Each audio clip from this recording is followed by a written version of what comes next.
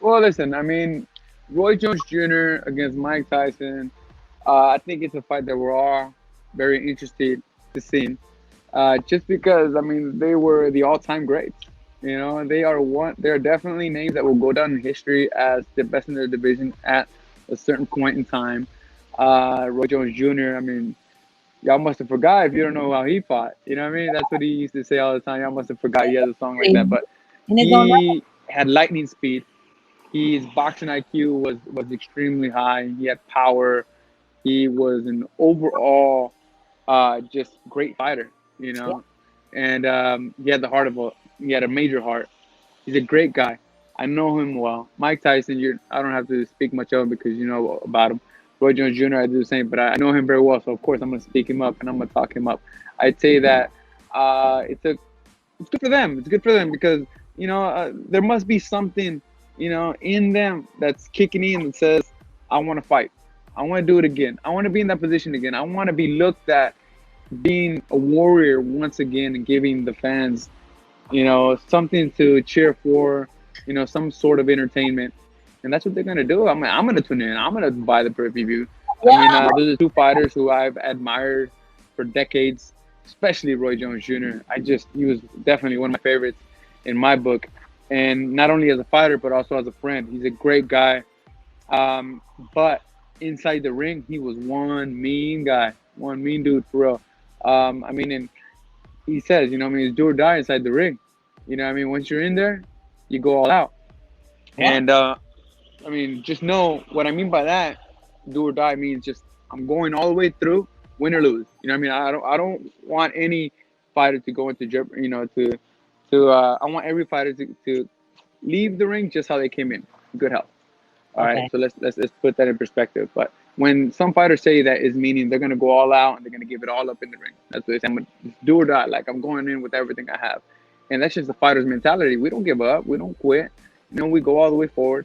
And I think that they do need to take extra precaution, just because I mean they are a little older, and I like both of them. So I just, I'm sure they're gonna go in there with headgears. I don't know if he's gonna go Oh, 8 rounds or 6 rounds. there is no headgear. Oh, no headgears. Oh, Yeah, that's it's eight. It's eight. okay. Well, I mean, listen. I mean, as long as they have people who they have the proper team in the event, the proper protocols, then I'm all Mhm. for it. I mean, it should only go a certain amount of rounds. I'd prefer for it to go 6 rounds, but if 8 rounds is how much they want to go, well, I'm gonna respect that.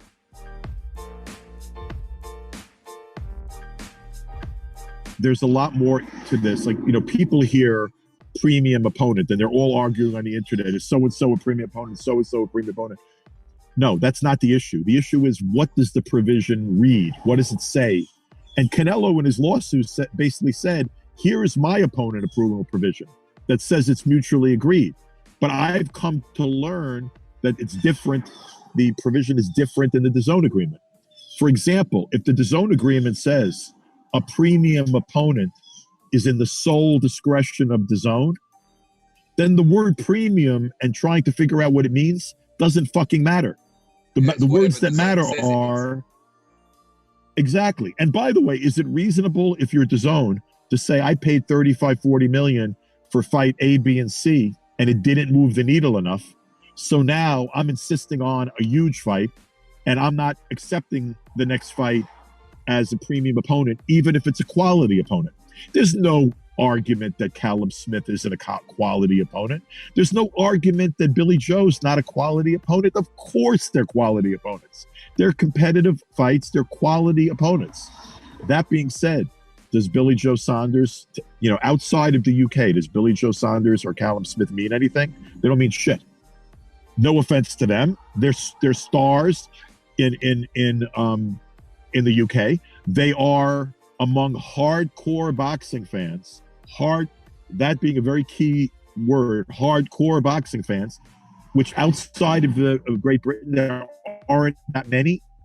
They're known, but they're not known to casuals. They're not known to the kind of sports fans that DAZN needs to subscribe in order to survive.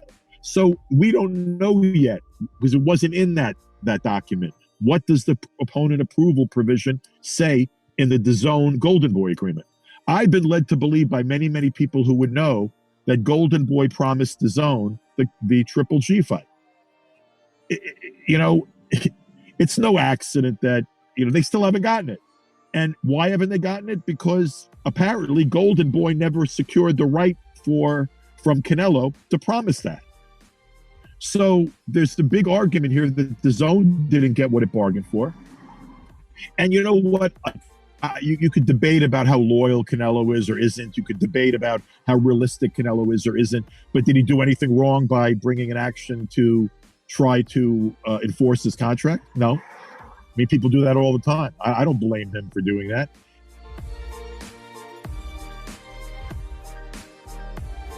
There's a story I actually read on Sky Sports News the other day. One of Deontay Wilder's sparring partners, Junior Farr, who made some comments about him before the Wilder fight, before the Tyson Fury fight, saying that his bicep was injured before that fight. Doesn't know to what extent it was injured, but I mean, sort of these stories are still coming out now, like months after the fight. Adam, just wondered if you could comment on that, and what do you think about all that?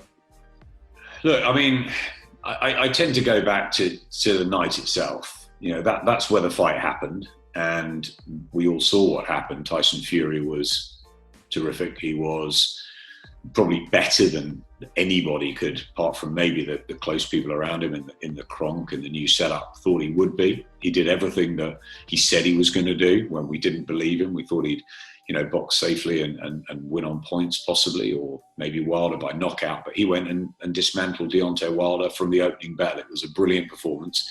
And I don't really think we should be taking anything away from what Tyson Fury did that night. You know, we had Deontay Wilder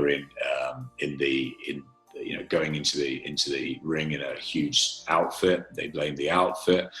Then there was sort of rumors, was he right in camp? You know, everything I heard was that he was perfect. Before the fight, they said he was absolutely ready to go. And, you always hear it from most fighters. No excuses, training's been 100%. And then afterwards, the injuries or whatever tend to come out. So I don't know. I wasn't in his training camp beforehand. I get on very well with Deontay Wilder, and I've sent him a couple of messages, but I haven't heard from him in a while. They're obviously keeping a low profile. He's keeping around his family. I have heard from Shelley Finkel, and I expect to catch up with him in the next 2 or 3 weeks. I think they're just focusing on the rematch. They're focusing on the trilogy fight. They're focusing on the fact that they want to get the world title back. They're desperate for that. And I think we can't really read too much into it. Maybe there was a slight niggle, maybe there was an injury, maybe that did hamper him, but he took the fight and he lost the fight. So there's another chance, it's in the contract, that they can fight again.